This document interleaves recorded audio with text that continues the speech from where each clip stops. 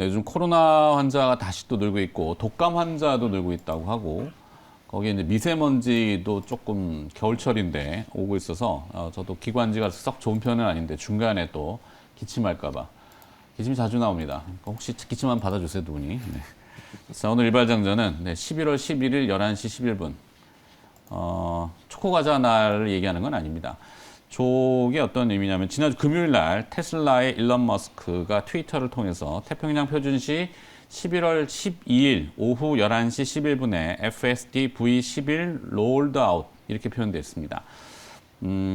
FSD라는 건 이제 풀 셀프 드라이빙, 완전 자율주행을 얘기하는 거죠. 버전 11 버전을 풀었다는 의미인데 저게 어떤 의미냐면은 일론 머스크는 최근에 이제 뭐 이 트위터 인수 때문에 논란도 많고 가상화폐하고도 연관성이 있기 때문에 테슬라의 주가는 최근에 무겁죠. 하지만 테슬라가 가지고 있는 이 브레인, 특히 저 자율주행, 완전 자율주행과 관련해서는 정말로 무시할 수가 없는 대단한 기술인 거는 분명한 것 같습니다.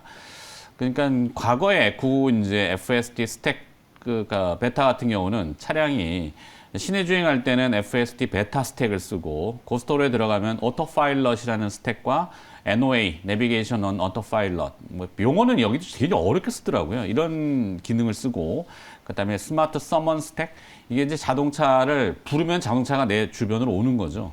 예전에 뭐 그 영화 보면 전격 제트 작전인가요? 네. 네. 연세가 있으신 분들은 좀 기억하실 겁니다. 이렇게 부르면 차가 옵니다.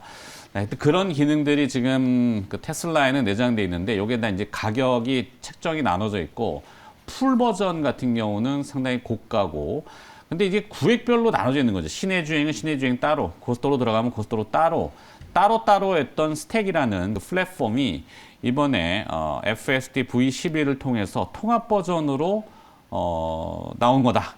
이렇게 의미를 좀 두는 것 같아요. 네, 상당히 의미가 크다. 이게 이제 국내에도 아마 조만간 시차를 두고 이슈가 크게 좀 될 것 같은데 주말엔 별로 얘기가 없어서 제가 좀 꺼내 본 겁니다.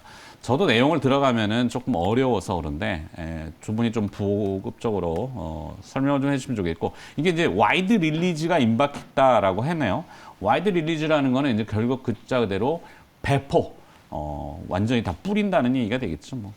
하여튼 테슬라를 또 관심 있어 하시는 분들은 이 용어에 또 민감하시기 때문에 뭐 잘 모르는 제가 하는 것보다 하여튼 자율주행과 관련된 이슈가 또 뭐 국내에는 많은 기업들이 있습니다만 HL만도, MC넥스, 머트렉스, 캠트로닉스를 오늘 그래서 좀 뭐 위치적으로 시가총액도 2천억 대니까 2,400억에 이익은 좀 꾸준히 나고 있고 화학하고 IT 도축으로 뭐 안정적인 성장 모델을 구축했다라고 증권사 리포트도 좀 나온 게 있고 해서 괜찮아 보여서 거래가 조금 적긴 합니다만 그래도 이런 기업들 순서대로 좀 보면 어떨까 싶어서 캠트로닉스를 일발장전 아이디어로 사실은 자율주행 얘기죠. 자율주행.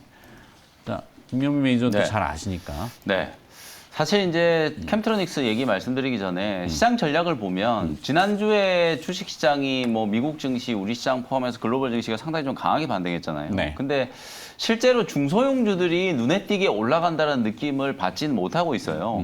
코스피도 보면은 지금 뭐 카카오, 네이버, 그다음에 그 카카오뱅크, 카카오페이 이런 종목들이 올라가잖아요. 코스닥도 보시면은 제가 많이 말씀드렸던 이제 233740 코스닥 150 레버리지가 지난주에 코스닥이 3% 올라가는 동안에 이게 거의 11%가 넘게 급등했거든요. 이게 무슨 얘기냐면 시가총액 상단에 있는 종목들이나 혹은 이제 지수 인덱스를 추정하는 종목들 쪽으로만 이제 매수세가 들어왔다라는 거예요. 그래서 결국은 앵커님도 아까 앵커 브리핑 때 말씀해 주셨던 것처럼 코스피 지수가 이제 2,500까지 올라온 이상 이게 내년도 실적 감안하면 PR이 11배 수준까지 올라온 거거든요. 결코 낮은 수치는 아니에요. 근데 이제 코스닥 같은 경우에는 아직 상대적으로 위치가 좀 낮고 지난 금요일 날도 미증시 보면 이제 그간 잘 나가던 다우 지수는 보합권에서 이제 끝났는데 나스닥 지수는 한 2% 정도 올라갔잖아요. 그게 이제 많이 빠져있던 빅테크 종목들이 이제 올라가면서 이제 그런 현상이 나타난 거라고 보시면 되는데 시장과 시장 간의 이제 키 맞추기가 좀 진행이 좀 된다면 오늘 이제 말씀해 주신 캠트로닉스 같은 요런 이제 중소형주들 쪽으로도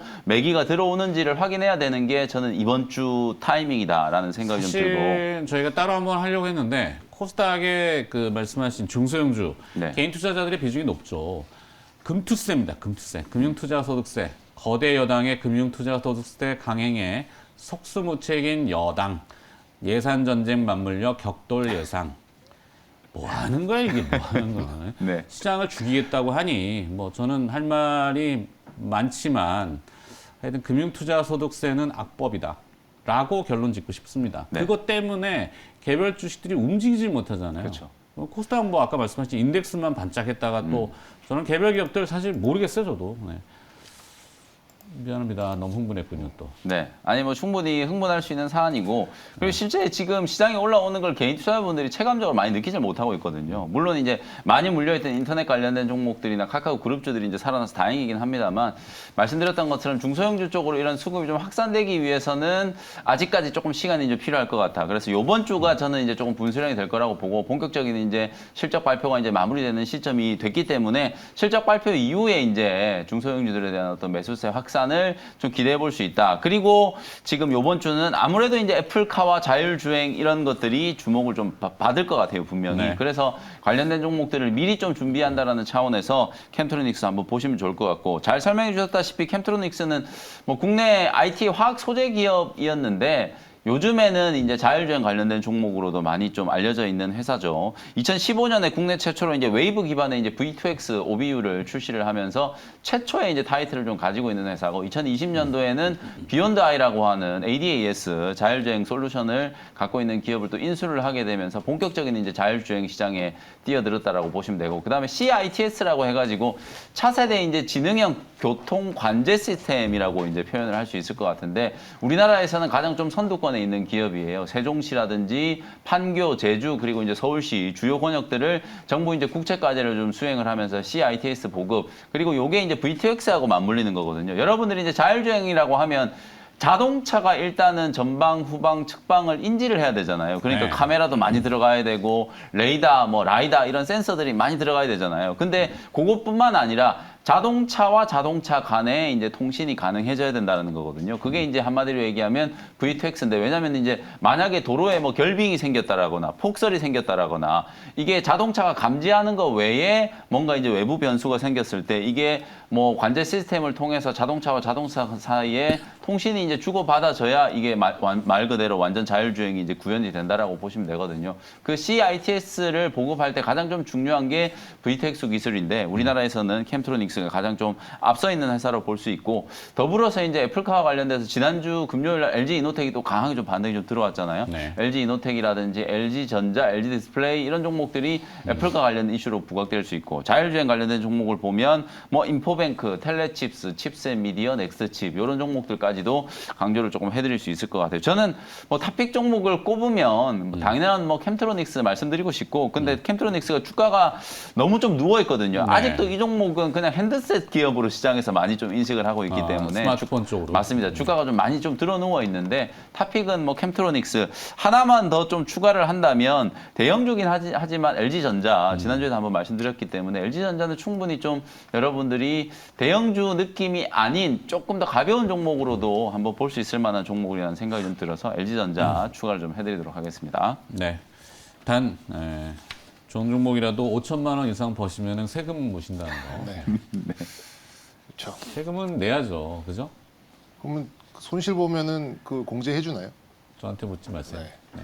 제가 좀 분노가 치밀어가지고. 아니 근데 진짜 대부분의 그 주식 투자하시는 분들 물론 이제 뭐 명분이야 다 있지만 자꾸 더 얘기 켜주게 되는데 그 일상적인 생활 뭐 특이한 특수한 상황이 아니면은 세금을 정상적으로 논의에 의해서 가야죠. 근데 지금은 비상적인 상황이잖아요. 금융 이런 뭐랄까 환경이 뭐 부동산 시장도 그렇고 국제적인 환경도 그렇고 비상 상황에서 또 금융투자 소득세 얘기를 한다는 거는 맞지 않다. 네. 그러니까 시장이 죽는다.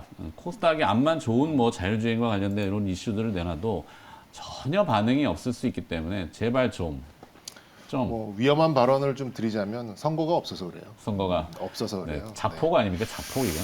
그렇죠. 예. 자, 일단 저는 캠트로닉스. 그러면 네, 두괄식으로 캠트로닉스가 자폭이라는 거 아니에요? 예, 금융투자 소득세가 소득세가 네, 네. 얘기입니다. 그래서 저는 두괄식으로 네. 현대 오토웨버를 붙여놓고 시작을 하겠습니다. 현대 오토웨버. 오토웨버를 붙여놓고 왜냐하면 현대 오토웨버는 이런 시스템들을 다 통합하는 기업이고 현대차와 기아의 관련된 모든 소프트웨어를 관제하는 이제 그런 업체이기 때문에 뭐 주가도 굉장히 지금 누워 있습니다. 네. 그래서 이게 좀 이게 시쳇말로 이게 완전 이렇게 뇌절 상태에 그냥 쭉 누워 있는데 아무래도 오늘 자동차 관련된 종목들의 투심이 좀 살아난다면 조금 치고 나갈 수 있는 이제 그런 힘은 저는 충분히 있다라고 보여요. 그래서 뭐 12만 원대 한번 뚫어주지 않을까 좀 생각이 듭니다. 이제 한 15년, 20년 정도 전에 이제 외국인 친구들이 물어봤어요.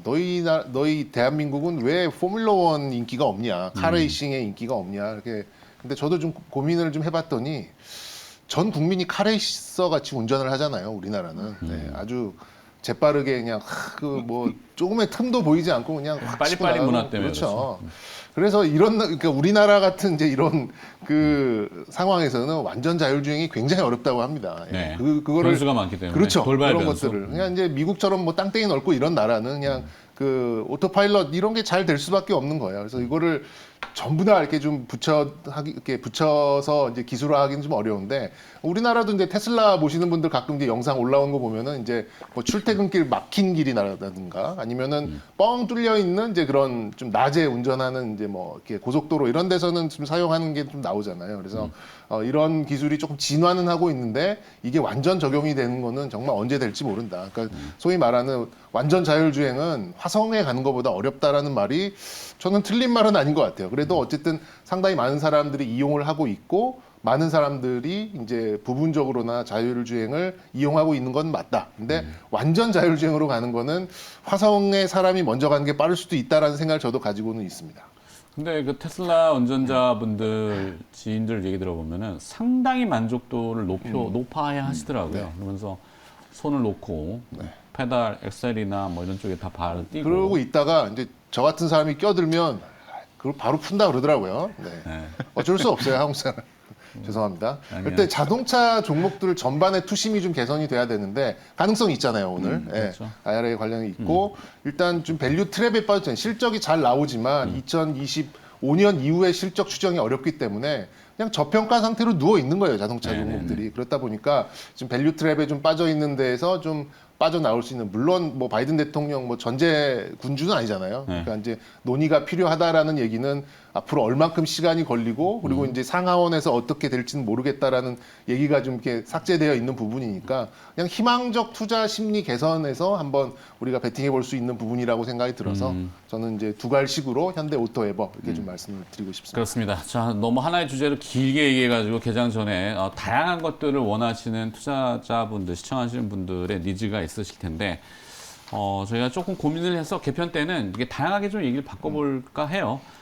그래서 하여튼 오늘까지 뭐 개편 전까지는 조금. 그래서 오늘은 그 일론 머스크가 쏘아 올린 11월 11일 11시 11분 풀 SD, 그러니까 풀 FSD, 풀 셀프 드라이빙이라고 하는 완전 자율주행과 관련된 큰 화두가 좀 있었다. 그러니까 내용은 좀 이게 어려워요. FSD 베타 11, V11 배포를 해서 싱글 스택이라고 하는 이 싱글 스택 하나로 통합을 했다, 뭔가를. 의미가 있는 것 같습니다. 그래서 켄트로닉스 받고 거기에 이제 LG전자. LG전자를 조금 확장해 주셨고 현대 현대 오토에버 오토에버. 이렇게 정리하겠습니다.